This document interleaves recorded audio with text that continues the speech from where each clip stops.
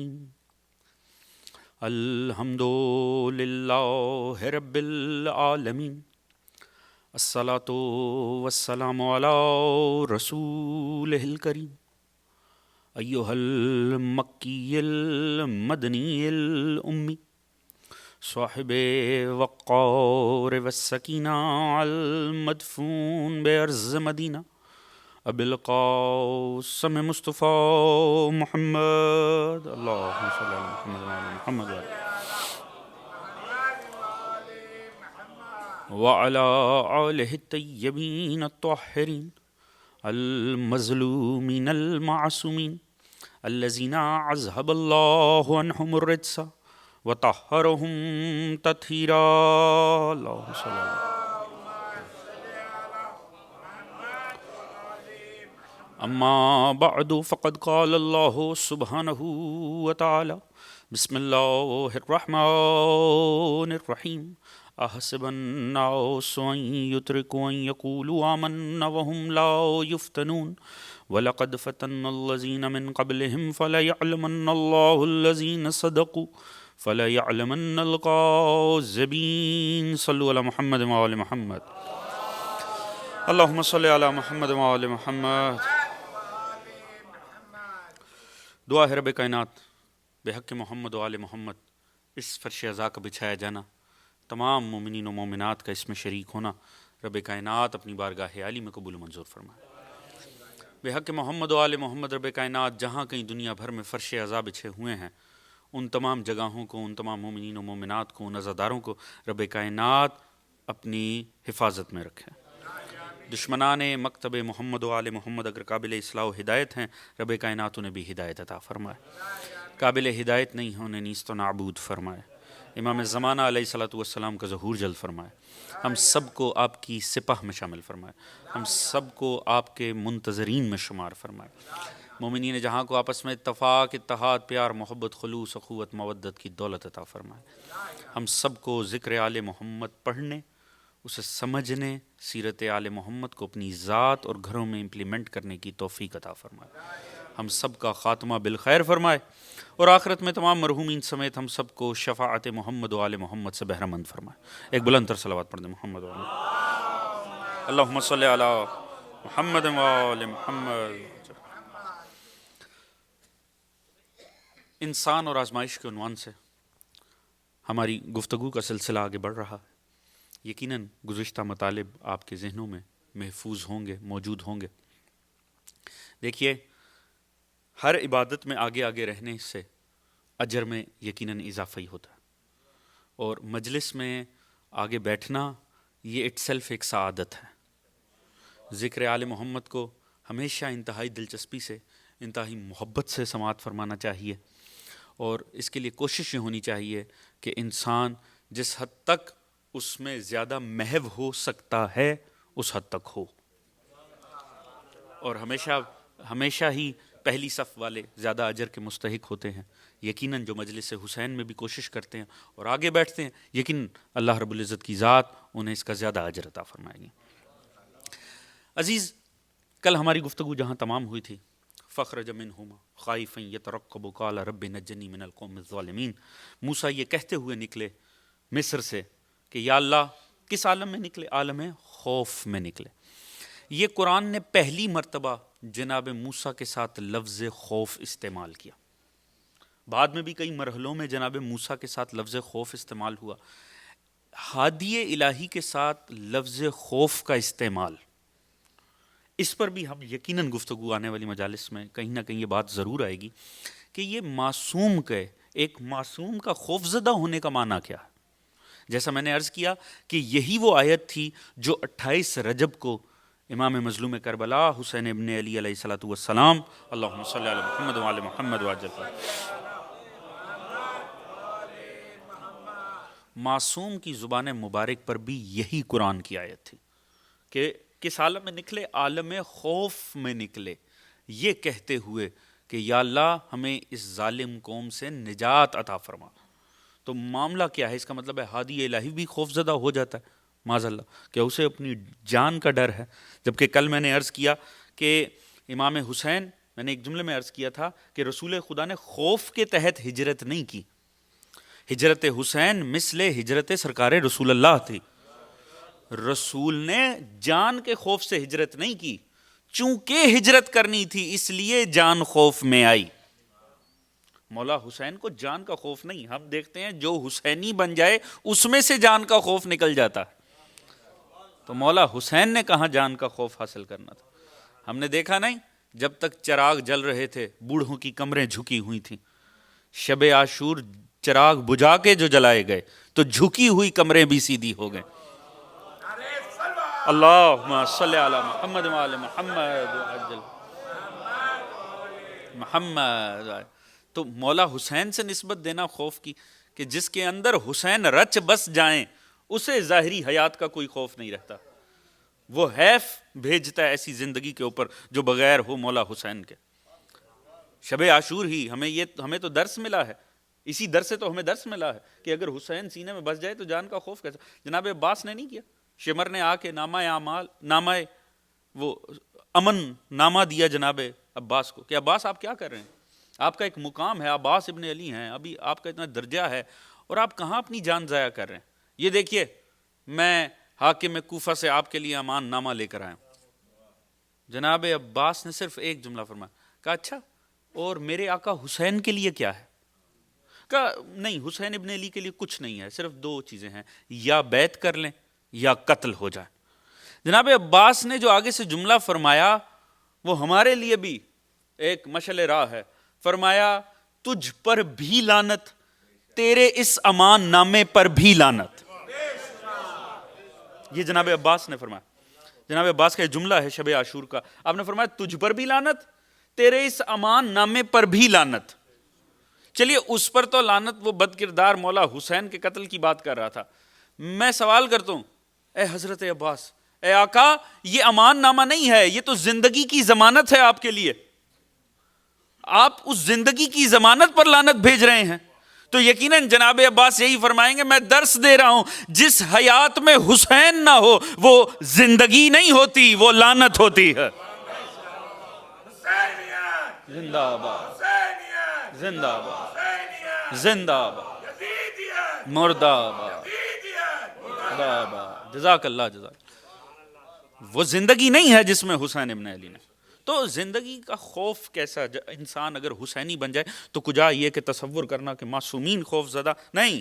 ان کے خوف کا مرحلہ یہ آگے لازمی بحث آئے گی، کیونکہ یہ تو پہلی جگہ ہے جہاں حضرت موسیٰ کے ساتھ خوف کی نسبت دی گئی کہ وہ عالم خوف میں نکلے. یہ کہتے ہو آگے پہنچے تو اب یہاں سے ایک دوسرا فیز شروع ہوا.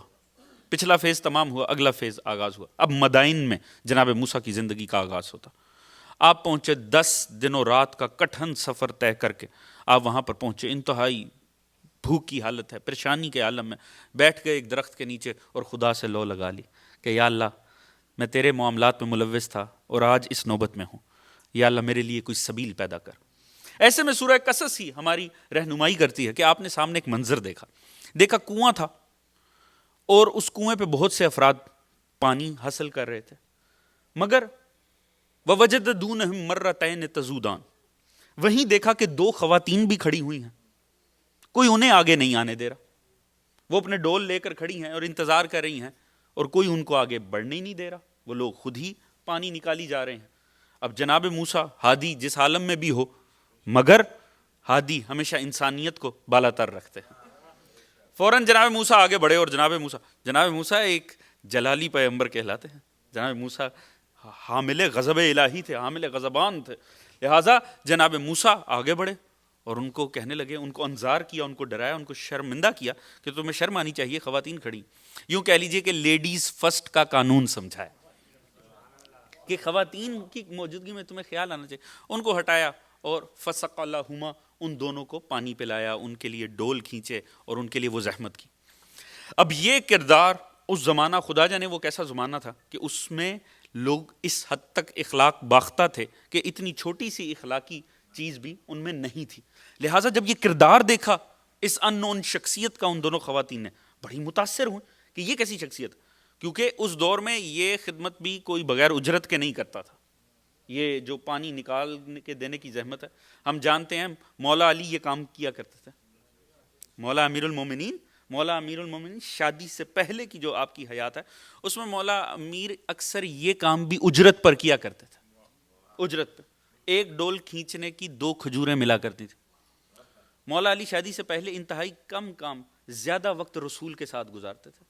اور کتنے ڈول صرف کھینچتے تھے، یہ بڑا پرلطف بات ہے، بیچ میں آ گئی تو مولا علی صرف 8 ڈول پانی کے کھینچتے تھے.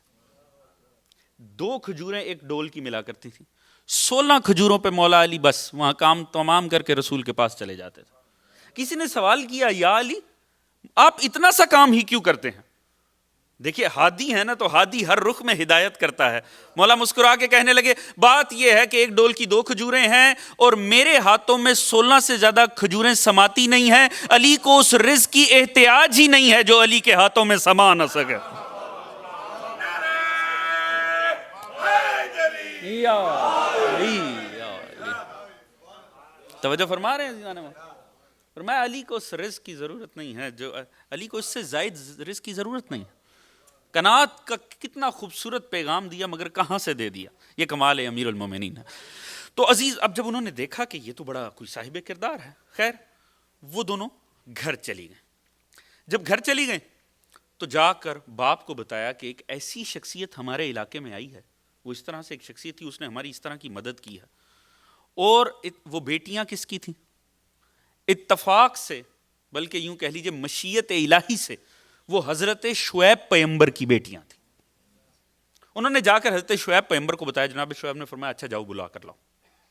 بیٹی آئیں اور جناب موسیٰ سے فرمایا کہ ہمارے بابا نے آپ کو بلایا. انہوں نے کہا ٹھیک ہے چلیے. اب قصص کی روایات بڑی لطیف ہیں. جب یہ چلے نا، اب وہ آگے آگے چل رہی تھی، جناب موسیٰ پیچھے پیچھے آ رہے تھے. اتنے میں تیز ہوائیں چل رہی تھیں. اس خاتون کا لباس بے ترتیب ہونا شروع ہوا. فوراً جناب موسیٰ نے انہیں روک لیا. فرمایا آپ پیچھے چلیے، میں آگے چلتا ہوں، اور آپ ہاتھوں میں کچھ کنکر اٹھا لیجئے. جس طرف دائیں یا بائیں ٹرن لینا ہے آپ میری رہنمائی فرمائیے گا، اس طرف یہ پتھر اچھال دیجئے گا. یہ تمام تفاسیر میں اور قصص کی کتابوں میں یہ لطیف واقعہ لکھا ہوا. جناب موسیٰ نے فرمایا اس انداز میں نہیں، آپ پیچھے چلیں گی، میں آگے چلوں گا. اس خاتون کے دل پہ اتنا اثر ہوا کہ جب پہنچی نا، تو سورہ قصص ہی ہماری رہنمائی کرتی ہے کہ انہوں نے اپنے بابا سے کہا کہ یا ابت تستاجروہ انہ خیر من استاجرت لقوی الامین. بابا ایسا کیجئے کہ آپ اسے اپنا ملازم بنا لیجئے، کیونکہ یہ ایک بہترین ملازم ہو گئے. وجہ یہ صاحب قوت بھی ہیں، امانت دار بھی ہیں. 2 واقعات اخلاقی جناب موسیٰ کے سامنے آئے تھے. ایک میں قوت کا مظاہرہ تھا کہ لوگوں کو ہٹایا اور ان خواتین کی مدد کی، اس سے قوت جھلکتی تھی. مگر ایک دوسرے واقعے میں جناب موسیٰ کی شرافت جھلکتی تھی. اس خاتون نے ان دونوں واقعات کو اس انداز میں بیان کیا لقوی الامین، کہ یہ صاحب قوت بھی ہے مگر امانت دار بھی ہے. توجہ ہے عزیزان محترم؟ دیکھیے ہمیں اس بات کو سمجھنا ہوگا، اور یہ سمجھنا بہت لازمی ہے. ہم دین پر مکمل عمل پیرا ہوں یا نہ ہوں، مگر ہم دین کے تقاضوں کو نہیں بدل سکتے صرف اس لیے کہ ہم اس پر عمل نہیں کر پا رہے یا ہم سے وابستہ لوگ اس پہ عمل نہیں کر پا رہے. یاد رکھیے، ایک جملہ عرض کروں گا، بالیدہ فکر افراد ہیں، زیادہ اس چیز پہ میں گفتگو نہیں، مگر ایک جملہ ہی سمجھنے والوں کے لیے کافی ہوگا. اس بات کو لازمی سمجھنا چاہیے کہ پردہ عرب کا کلچر نہیں ہے، پردہ دین زہرا کا نام ہے. اللہم صلی علی محمد وآل محمد وعجل. توجہ فرما رہے ہیں عزیزان محترم؟ حجاب عرب کے کلچر کا نام نہیں ہے، یہ تقاضۂ اہل بیت کا نام ہے، یہ تقاضۂ سیرت حضرت زہرا کا نام ہے. بلند تر صلوات پڑھنے سیدہ کی ذات. اللہم صلی علی محمد وآل محمد وعجل. وہ جناب موسیٰ کے اس ایک واقعے نے، جناب موسیٰ کے اس کردار نے اس خاتون کے دل پہ اتنا گہرا اثر کیا. اب یہ دیکھیے یہاں پر اب چونکہ رکنے کا پہلو تو ہے ہی انسان اور آزمائش موضوع، تو میں ان چیزوں سے آگے بڑھ نہیں سکتا. آپ نے دیکھا ہے کہ یہ بظاہر ایک چھوٹی سی صفت لگتی ہے مگر ہے چھوٹی نہیں، یہ بہت بڑے کردار کا نام ہے. کیا آپ یاد رکھیے، انسان چلتے پھرتے اٹھتے بیٹھتے دفتر میں، باہر ہر جگہ، عزا خانہ میں، مسجد میں، پبلک پلیس پہ، میں نے پہلے عرض کیا تھا انسان کہاں آزما لیا جائے پتہ نہیں ہے. آپ ہر وقت حالت امتحان میں ہیں. ہاں، کہیں وہ امتحان آنکھوں کے ذریعے لیا جا رہا، کہیں وہ امتحان زبان کے ذریعے لیا جا رہا، کہیں وہ امتحان نیت کے ذریعے لیا جا رہا، کہیں نہ کہیں خدا کی ذات ہر وقت انسان کو آزماتی ضرور ہے، اور اس میں یہ آنکھوں کا ایک بہت بڑا کردار ہے. کیا آپ نے غور کیا ہے؟ انسان اپنے اوپر غور کرے، یہ ایک بڑی لطیف یہ بھی بحث ہے. خدا کی ذات نے انسان کے اندر 4 قسم کی چیزیں رکھی ہیں، یہ جس سے مل کے آپ کا نفس اور ہمارا نفس ڈیولپ ہوتا. یہ 4 چیزیں ہیں جنہیں ہم یہ کہتے ہیں نا انسان. اس انسان میں یہ 4 چیزیں ہیں، یہ 4 قوتیں ہیں جو مل کے آپ کے نفس کو تشکیل دیتی ہیں، جس میں سب سے لطیف سب سے بڑی قوت عقل ہے جو اللہ رب العزت نے ہر انسان کو دی ہے. اور خدا کی ذات قیامت میں صرف اسی سے حساب لے گی جس کو یہ قوت دی ہے. جسے قوت عقل عطا نہیں ہوئی خدا کی ذات اس سے کوئی حساب نہیں لے گی. قوت عقل کی بنیاد پہ. کیوں؟ کیونکہ یہ اس کے عدل کے منافی ہے کہ جسے عقل نہیں دی اس سے حساب لے. قوت عقل. دوسری کیا ہے؟ قوت شہوت. ہر انسان میں موجود ہے، چاہے وہ کوئی ہو اس میں موجود ہے قوت شہوت، قوت غضب، قوت وہمہ. یہ 4 قوتیں ہیں جو مل کے انسان کے نفس کو تشکیل دے رہی ہیں. ہر انسان کے اندر یہ موجود ہیں، چاہے وہ اسے بھائی سمجھا جائے وہ یہ قوت اپنے اندر رکھتا ہے، چاہے اسے اپنا بزرگ سمجھا جائے وہ یہ 4 صلاحیتیں اپنے اندر رکھتا ہے. یہ شریعت جانتی ہے کہ اس نے کس کے سسٹم میں کیا شے رکھی ہے. توجہ ہے ذہن محترم؟ شریعت اس نے تشکیل دی ہے جس نے انسان کو تشکیل دیا ہے، اس کے نفس کو تشکیل دیا ہے. وہی جانتا ہے کس رشتے سے کتنا تعلق ہونا چاہیے اور کس رشتے سے کیسا برتاؤ ہونا چاہیے. یہ 4 قوتیں ہیں جو نفس انسانی میں موجود ہیں، قوت عقل، قوت شہوت، قوت غضب، قوت وہمہ. بس ایک چھوٹا سا مسئلہ ہے، ہر وقت یہ عالم مبارزہ میں رہتی ہیں، ہر وقت یہ آپس میں لڑائی کے عالم میں رہتی ہیں. انسان کے اندر یہ جنگ ہر وقت چلتی رہتی ہے، ہر وقت ایک میدان جنگ انسان کے اندر ایک سٹرگل ہے جو انسان کے ساتھ لگی ہوئی ہے.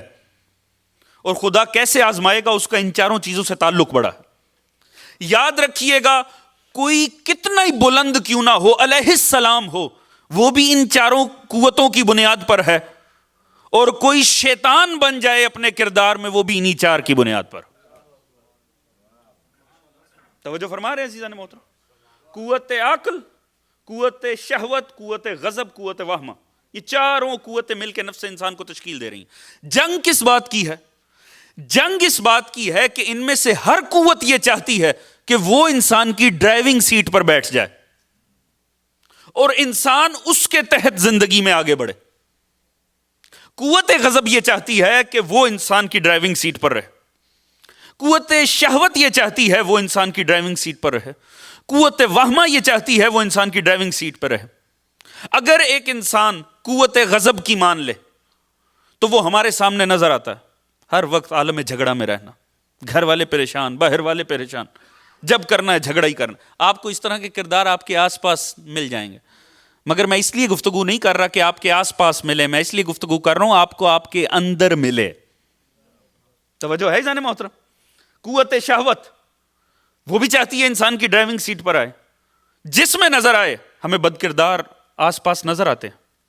قوت وہمہ کسی کی ڈرائیونگ سیٹ پر آ جائے، ہر کسی پہ شک کرنا، جب کردار ایسا اپنا لینا. اور بقول کیا کسی نے خوبصورت معصوم نے مثال دی ہے کہ مکھی کا کردار اپنا لینا کہ جب بیٹھنا ہے تو نجاست پہ ہی بیٹھنا. جب لوگوں میں تلاش کرنا ہے تو عیب ہی تلاش کرنا ہے. کمال انسان کیا ہے؟ کمال انسان یہ ہے کہ یہ قوتیں جو ایک حقیقت ہیں اور اس میں موجود ہیں اور جن سے فرار اختیار نہیں کیا جا سکتا، کمال انسان یہ ہے ان سبھی کو عقل کے تابع کر دے اور اپنی ڈرائیونگ سیٹ پر قوت عقل کو بٹھائے. کیونکہ یہ قوتیں حقیقت تو ہیں، مگر جب انہیں عقل کے تابع کر دیا جائے نا، پھر یہ رذائل کی طرف نہیں لے جاتی، انسان کو فضائل کی طرف لے کے جاتی. توجہ ہے جان محترم؟ کس انداز میں؟ اگر قوت شہوت کو قوت عقل کے تابع کر دیا جائے تو جو صلاحیت حاصل ہو اسے عفت کہتے ہیں. اگر قوت وہمہ کو قوت عقل کے تابع کر دیا جائے، جو صلاحیت ملے، اسے عدالت کہتے ہیں. اور اگر قوت غضب کو تابع عقل کر دیا جائے تو جو صلاحیت حاصل ہو اسے شجاعت کہتے ہیں. آپ سیرت اہل بیت اٹھا کر پڑھنا شروع کیجئے، فضائل امیر المومنین، دیگر ائمہ کے فضائل کو ایک جگہ پر جمع کریں، آپ کو نظر یہ آئے گا ہر صفت کا تعلق انہی 4 چیزوں سے جا کے جڑتا ہوا محسوس ہوگا. اللہم صلی علی محمد وعلی.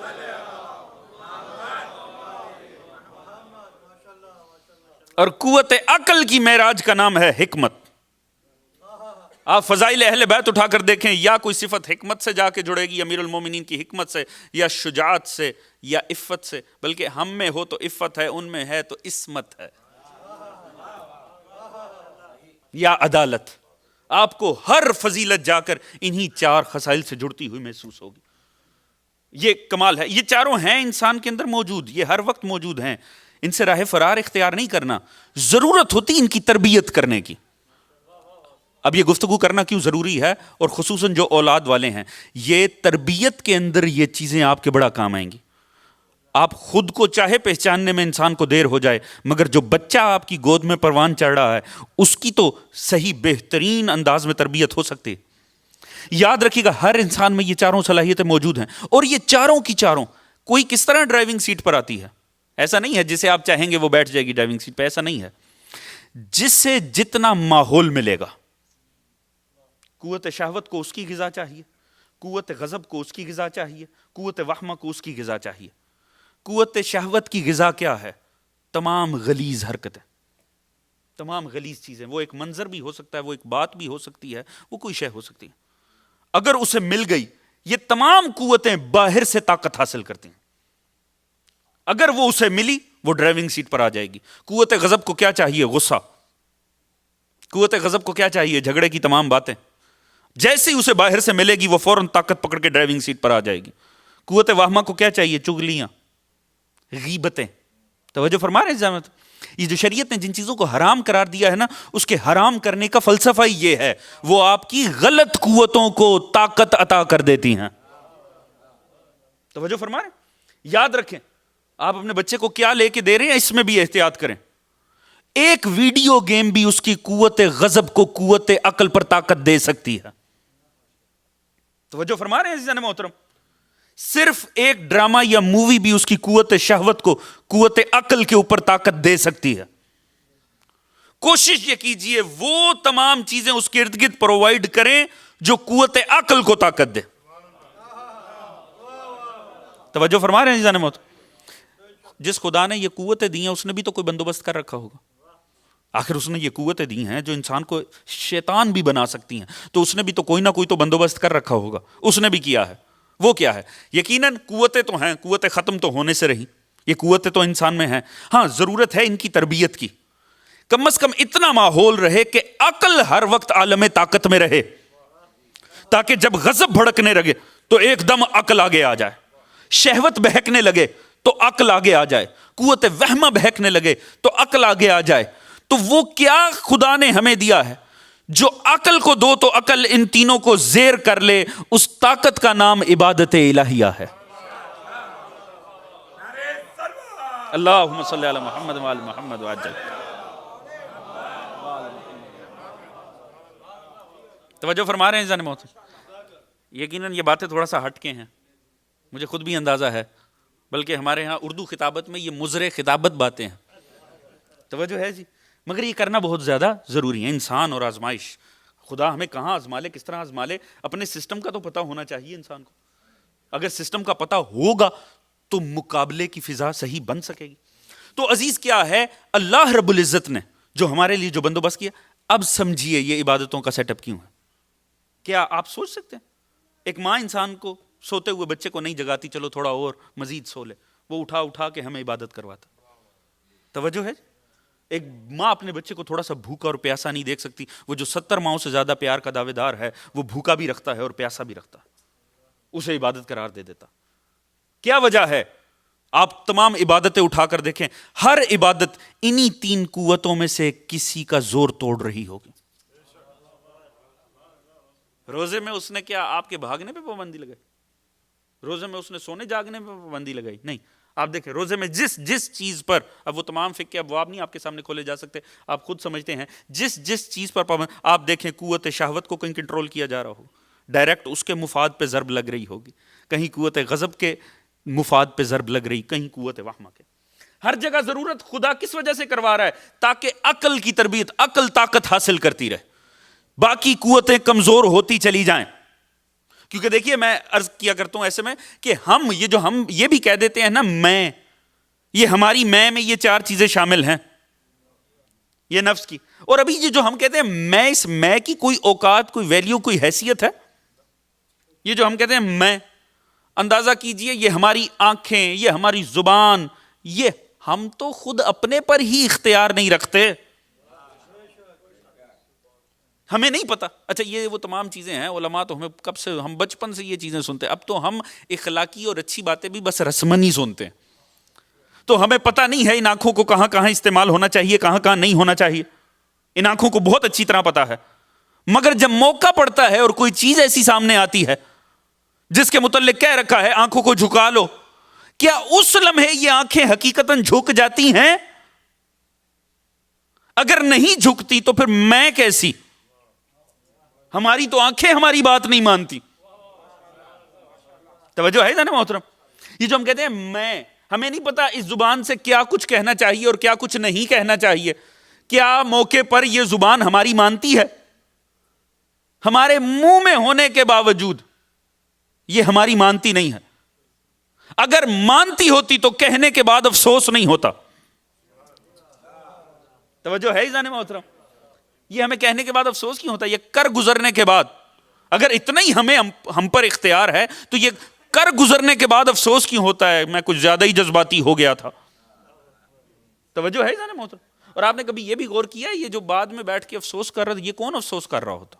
اگر یہ وہی شخص ہے جو اس وقت یہ عمل کر رہا تھا تو اب یہ بیٹھ کر افسوس کیوں کر رہا؟ یہ دونوں ایک ہی ہیں. دونوں ایک ہی ہیں. فرق اتنا ہے جب کر رہا تھا تو ڈرائیونگ سیٹ پہ یا شہوت تھی یا غضب تھی یا وہمہ تھا، جو بیٹھ کے افسوس کر رہا ہے اب اس کی ڈرائیونگ سیٹ پر عقل ہے. توجہ ہے جانے محترم. وہ جب عقل کو دوبارہ سٹیئرنگ ملتا ہے نا اور پتہ چلتا ہے پیچھے بڑے ایکسیڈنٹ ہو گئے، تو وہ جو حالت افسوس میں ہوتی ہے نا وہ قوت عقل ہوتی ہے. توجہ فرما رہے ہیں جانے محترم. اب سمجھیں یہ عبادات کیوں ہیں؟ یہ ساری عبادتیں اس لیے ہیں انسان کی تربیت ہو، قوت عقل میں طاقت آئے، دیگر قوتیں کمزور پڑیں. کیونکہ یہ ہمارا عالم ہے. یہ ہم کہہ دیتے ہیں میں، مگر اس میں کی اتنی حقیر حیثیت ہے کہ آنکھیں ہمارے ساتھ لگی ہیں، ہماری بات نہیں مانتی. ہمیں پتہ ہے خدا نے کچھ اور کہا ہے، ہم کچھ اور کر رہے ہیں. زبان لگی اپنے ساتھ ہے، مانتی نہیں. ہمیں پتہ ہے معصوم نے فرما رکھا ہے کیا کہنا ہے کیا نہیں کہنا، مگر یہ بک دیتی ہے. یہ ہمارے اپنا عالم ہے. یہ ہاتھ وہ کر گزرتے ہیں جو نہیں کرنا چاہیے، یہ قدم اٹھ کے وہاں تک چلے جاتے ہیں جہاں منع کر رکھا ہے خدا نے نہیں جانا. یہ ہماری میں ہے کہ ہمیں خود پر ہی اختیار نہیں ہے.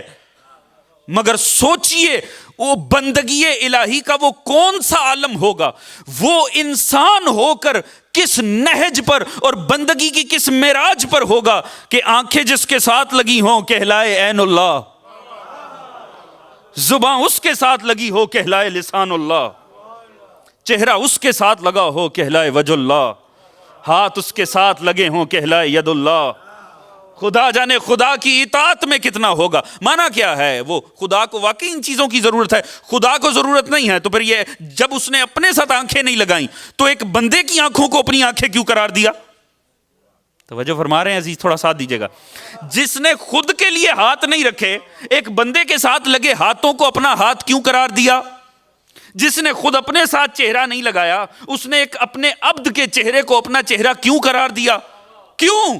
بس بتانا چاہتا تھا یہ وہ انسان کامل ہے، کچھ نہیں دیکھتا، وہی دیکھتا ہے جو خدا دکھانا چاہتا. یہ وہی بولتا ہے جو خدا بلوانا چاہتا ہے. یہ وہی کرتا ہے جو خدا کرانا چاہتا. بلند تر صلوات پڑھیے گا محمد صلی محمد محمد وعلیکم السلام. توجہ فرما رہے ہیں عزیزان محترم؟ اب ایک تھوڑی زحمت کیجیے گا، درود پڑھتے ہوئے تھوڑا تھوڑا آگے تشریف لے آئیے گا. تھوڑا درود پڑھتے ہوئے آگے تھوڑا تھوڑا جزاک اللہ آگے تشریف لے. اللہم صلی علی محمد وعلی محمد وعجل یا علی یا علی یا علی یا اللہم صلی علی محمد وعلی محمد محمد وعجل فرج. توجہ فرما رہے ہیں عزیزان محترم؟ باتیں یقیناً ضائع تو نہیں ہو رہی، آپ کے ذہنوں میں یقیناً محفوظ ہو رہی ہوں گی. ان چیزوں کو سمجھنا لازمی. عزیز یہ ہمارے اندر کے یہ میں نے آپ کے سسٹم کی بات کی ہے، یہ ہمارے اندر کا سسٹم ہے، اسے سمجھنا لازمی ہے تاکہ ہمیں پتہ لگے خدا کی ذات کہاں کہاں آزما رہی ہے. اور جب بھی ایسا موقع آئے نا تو کانشیس ہو جائیں، کیونکہ ایسا ہوتا ہے مومن کو عقل الارم دیتی ہے، الٹیمیٹم دیتی ہے کہ نہ کر نہ کر نہ کر، اور جب بھی کر گزرتا ہے بعد میں حالت افسوس میں بھی جاتی ہے. اور جس کی نہیں جاتی نا وہ سمجھ لے اس کے اندر ایمان نام کی چیز ہی نہیں. ایسا ہوتا ہے، ایسا ہوتا ایک مرتبہ ضرور ضرور. ایسا نہیں ہے کہ خدا کیا فرماتا ہے تم ایک قدم اٹھاؤ میں 10 قدم اٹھاؤں گا. مانا کیا ہے اس کو چلنے کی ضرورت ہے؟ نہیں، وہ مدد کرتا ہے. فجر کی باقاعدہ نماز پڑھنے والوں سے پوچھ لیں، جس دن الارم کام نہیں کرے گا خدا کا الارم کام کر جائے گا. الارم تو چلا نہیں، وہ کیسے اٹھ گیا؟ کس نے اٹھایا؟ وہ جس نے اس کی نیت کو دیکھا کہ یہ صدق کے دل سے چلتا ہے. آج اگر عارضی وسیلوں نے کام نہیں کیا خدا اپنے وسیلے سے جگا دیتا. کوشش تو کی جائے، کوئی اس کی طرف بڑھنے کی کوشش. کامل تو کوئی نہیں ہے، کامل تو وہی ہیں جو عین اللہ بھی ہیں، وجہ اللہ بھی ہیں، ید اللہ بھی ہیں. مگر انسان کم از کم کوشش تو کرنے کی کوشش کرے. خدا کی ذات یقیناً آگے بڑھ کر ساتھ دیتی ہے. عزیز یہ تمام قوتیں چاہتی ہیں کہ ان کو مدد ملے، یہ قوت حاصل کریں، یہ طاقت حاصل کریں. مگر لطیف بات ہے ان سبھی کے کرنا کیا ہے؟ ہر عالم میں اپنی عقل کو طاقتور رکھنا، عقل کو ڈرائیونگ سیٹ پر رکھنا ہے. اور یہ بھی ایک بڑی لطیف بات ہے. یہ چاروں کے یقیناً قوت غضب تو چاہے گی کہ وہی ڈرائیونگ سیٹ پہ رہے، قوت شہوت بھی یہی چاہے گی، قوت وہمہ. اور یہ کام کرنے کے لیے انہیں اپنی اپنی طاقت بھی حاصل کرنی ہے. قوت شہوت کو ہر خبیث جگہ سے طاقت حاصل کرنی ہے، قوت غضب کو ہر قسم کے جھگڑے کی ضرورت ہے، قوت وہمہ کو اپنے اپنے لطائف ہیں. مگر خدا نے بھی اتنا لطیف فرق رکھا ہے نا، آپ اگر ان کی مدد کر دیں، ان میں سے ہر کسی کو اس کا رزق مہیا کر دیں تو ایک بات حتمی ہے، قوت غضب کی تسکین ایک لیول پر ہو جائے گی. قوت شہوت بھڑکے گی، آپ اس کو اس کی خوراک دیں ایک حد میں ختم ہو جائے گی. قوت وہمہ بھڑکے گی، آپ اس کو اس کا وسیلہ دیں ایک حد پہ جا کر ختم ہو جائے گی. سب کا لطف ختم ہو جائے گا، ایک حد کے بعد وہ اپنے لطف کو کھو دیں گی. قوت عقل وہ قوت ہے جسے رزق کے علم کی ضرورت ہوتی ہے. یہ واحد قوت ہے جس کی کبھی تسکین ہی نہیں ہوتی. اسے جتنا رزق مہیا کرتے چلے جائیں یہ اتنا آپ کو لطف دیتی چلی جائے. توجہ فرما رہے ہیں عزیزان محترم؟ ایک خبیث اپنی خباثت میں تو تسکین میں آ سکتا ہے، ایک طالب علم علم کے معاملے میں کبھی سیراب نہیں ہو سکتا، کیونکہ خدا نے صرف قوت علم ایک ایسی شے رکھی ہے. قوت عقل کا جو رزق ہے، رزق علم، وہ ایک ایسی شے ہے جتنا دیتے چلے جائیں، جتنا دیتے چلے جائیں اتنی ہی وہ بڑھتی چلی جائے گی، اتنا ہی اس کی طلب بڑھتی چلی جائے گی. اس میں کبھی بھی اینڈ نہیں آئے گا جتنا علم دیتے چلے جائیں. جو سمجھے نا کہ میرا اینڈ آ گیا ہے وہ جاہل ہے. توجہ ہے عزیزان محترم؟ مولا سے پوچھا گیا نا، مولا کہ لطف علم کیا ہے؟ فرمایا یہ کہنا کہ لا ادری، میں جانتا ہی کچھ نہیں. جو یہ کہہ دے کہ ہاں میں ہی تو جانتا ہوں، وہ جاہل ہے۔ کیوں؟ وہ کس بات سے جاہل ہے؟ وہ اس بات سے ہی جاہل ہے کہ وہ جاہل ہے۔ توجہ ہے جان محترم؟ بات سمجھ میں آئے تو ساتھ دیجیے گا۔ وہ اس بات سے جاہل ہے کہ وہ جاہل ہے، نہیں تو کیسے ممکن ہے ہو طالب علم اور یہ سمجھے کہ میں کامل ہو گیا؟ توجہ فرما رہے ہیں جان محترم؟ کیا کسی خوبصورت شاعر نے وہ 4 مصرے کہے ہیں، مجھے انتہائی بچپن میں پڑھے تھے، آج تک یاد، اور جوش ملیح آبادی کے ہیں، اور اس نے بھی اپنے بچپن میں ہی کہے تھے۔ سن ہو گئے کان تو سماعت پائی، آنکھیں پتھرائیں تو بصارت پائی، جب علم کے کھنگال ڈالے سبھی کلزم، تب دولت عرفان جہالت پائی۔ اللہ اکبر! جب علم کے کھنگال ڈالے سبھی کلزم، تب دولت عرفان جہالت، اس بات سے آگاہ ہونا کہ میں بے علم ہوں صاحب علم ہونے کی دلیل ہے۔ توجہ ہے جانے محترم؟ یہ بھی عالم ہونے کی دلیل ہے، یہ سمجھنا کہ میں ابھی بے علم ہوں۔ عزیز، واحد لطف عقل دے گی آپ کو، جتنا اسے رزق دیتے چلے جائیں گے اتنی طاقت حاصل کرتے چلے جائیں۔ کوشش کریں اپنے بچوں کی تربیت میں وہ ماحول گھر کا بنائیں کہ قوت غضب نہ بار بار جوش میں آئے، قوت شہوت نہ آئے، قوت وہمہ نہ آئے۔ ان کے سامنے ڈسکشنز کرتے ہوئے بھی اس بات کا خیال رکھیں۔ لازمی نہیں ہے کہ امام بارگاہ سے واپس جا رہے ہوں تو جس کو پیچھے چھوڑ کر آئے ہیں اس کی برائیاں ان کے سامنے ہی کی جائیں۔ توجہ ہے جان محترم؟ ان کی قوت وہمہ کو نہ بہکائیں، کوشش کیجئے وہ ان کے سامنے، یاد رکھیے آپ ان کو لاکھ سنائیں ہمارے مولا ایسے تھے، ہمارے ائمہ ایسے تھے، ان کے لیے سب سے پہلی حجت خدا تو آپ ہی ہیں سامنے۔ اگر آپ خود عمل نہیں کریں گے، جتنا بڑے سے بڑا عالم سنا لیں، جتنے مرضی وظائف ان کے سامنے پڑھ لیں، اگر خود دین پر عمل نہیں کریں گے تو اولاد بھی دین پہ عمل نہیں کرے گا۔ لہٰذا یہ کوشش کیجئے اپنے آپ کو ان کے سامنے معیار بنائیے۔ یہ لازم ہے کہ ان کے سامنے ایک کردار پیش کیجئے کہ جس کی قوت عقل ہر قوت کے اوپر بھاری ہو۔ اور اس میں نے عرض کیا صرف ایک قوت عقل ایسی ہے، اور قوت عقل کو کبھی جلا نہیں ملے گی، اسے جب جلا ملے گی اسے علم سے جلا ملے گی۔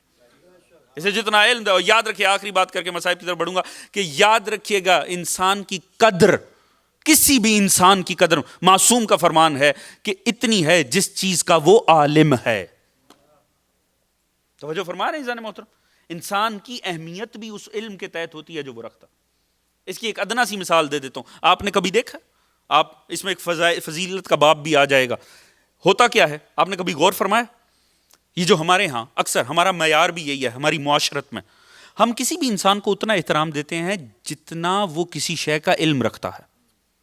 ہمارے ہاں، ہمارے عمومی ہمارے معاشرے میں انسانوں کے ڈاکٹر بھی ہوتے ہیں، گاڑیوں کے ڈاکٹر بھی ہوتے ہیں، ایسے ہی ہے نا جی، جنہیں ہم مکینک کہتے ہیں، وہ ڈاکٹر نہیں ہے، وہ ڈاکٹر ہے، گاڑیوں کا ڈاکٹر ہے۔ آپ نے دیکھا ہے کیا ہم انہیں ایک سا احترام دیتے ہیں؟ نہیں، ہم انہیں ایک سا احترام نہیں دیتے۔ لوگوں ملنے میں دیکھ لیجئے گا، لوگ جبکہ پیشے میں کوئی فرق نہیں ہے، خدا کی ذات نے رزق حلال بنایا ہے، وہ اس انداز میں کما رہا ہے، وہ اس انداز میں کما رہا ہے، مگر کس وجہ سے ہم فرق کرتے ہیں؟ ہم انسانوں کے عالم کو کیوں اہمیت دیتے ہیں؟ وہ جو ڈاکٹر ہے وہ انسان کا عالم، انسان کے جسم کا، وہ مشینوں کا عالم ہے، یہ جسم انسانی کا۔ ہم اس لیے اس کی زیادہ اہمیت سمجھتے ہیں کہ جس چیز کا وہ علم رکھتا ہے اس کی اہمیت زیادہ ہے اس شے سے جس کا وہ مکینک علم رکھتا۔ اسی بنیاد پہ ہے نا سرکار، یعنی کیونکہ ان چیزوں میں تفاوت ہے، ان کے اپنی عظمت میں فرق ہے، لہٰذا ہم اس عالم کو زیادہ اہمیت دیتے ہیں کہ وہ جس شے کا علم رکھتا ہے۔ آپ معاشرے میں یہ دیکھ لیجئے گا، جو جتنی اہم چیز کا عالم ہوگا اس کی اہمیت معاشرے میں دیگر سے زیادہ ہوگی۔ دنیا کی ہر شے سے ہم زیادہ فضیلت دین کی سمجھتے ہیں۔ یہی وجہ ہے آپ نے دیکھا ہوگا کہ جو دین کا عالم ہو ہم اسے ہر شے کے عالم سے زیادہ فضیلت دیتے ہیں۔ ایسا ہے کہ نہیں ہے؟ کیوں؟ کیونکہ ہماری نظر میں اس شے کی قدر زیادہ ہے جس شے کا وہ عالم ہے۔ توجہ فرما رہے ہیں انسان محترم؟ اس بنیاد پہ ہم اسے زیادہ عزت دیتے ہیں۔ لہٰذا ویسے بھی ہر عالم کو بھی یہ پتا ہونا چاہیے میری عزت اس دین ہی کی وجہ سے ہے۔ توجہ فرما رہے ہیں؟ لہٰذا چونکہ اس شے کا وہ عالم ہے ہم اس شے کی وجہ سے عظمت کے قائل۔ ہم ہر چیز کے عالم کی نسبت مذہب کے عالم کو زیادہ اہمیت دیتے ہیں. کیوں؟ کیونکہ ہمارے دل میں مذہب کی اہمیت زیادہ ہے. اب مذہب میں سب کچھ ایک تو نہیں ہے، مذہب میں بھی ہر شے کے تفاوت ہے، ہر شے کی فضیلت کا فرق ہے. دین میں آپ کو کوئی شے ایسی نہیں ملے گی جس کے طبقات نہیں ہوں گے. جنت جہنم کا لے لیجئے، ایمانی مراتب کو لے لیجئے، فقہ لے لیجئے، ہر شے میں اصول بھی ہے، فروع بھی ہے. اصول کی اہمیت فروع سے زیادہ ہے، تو یقیناً جب اصول و فروع کی بات آئے گی، اصول کے علماء کو انسان زیادہ صاحب فضیلت سمجھے گا. مگر اصول میں سبھی کچھ ایک جیسا تو نہیں ہے، اس میں بھی عقائد میں تفاوت ہے. جو قیامت کا علم رکھتا ہے اس سے یقیناً زیادہ فضیلت اسے ہوگی جو امامت کا علم رکھے گا، اور جو امامت کا علم رکھتا ہے یقیناً اس سے زیادہ صاحب فضیلت ہم اسے سمجھیں گے جو سرکار رسول کی رسالت کا علم رکھے گا. اور سرکار رسول کی رسالت کا علم رکھنے سے ظاہری بات ہے کہ زیادہ فضیلت اس کی ہونی چاہیے جو توحید کا علم رکھتا ہو. اور رسول نے فرمایا یا علی کوئی نہیں ہے سوائے تیرے اور میرے جو خدا کو پہچان گیا. ساری دنیا مفضول رہے گی، علی اور مصطفیٰ صاحب فضیلت رہیں.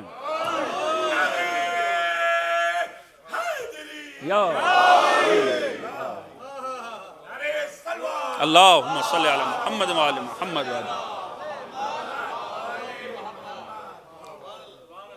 ساری دنیا مفضول رہے گی، مصطفیٰ علی صاحب فضیلت رہیں گے.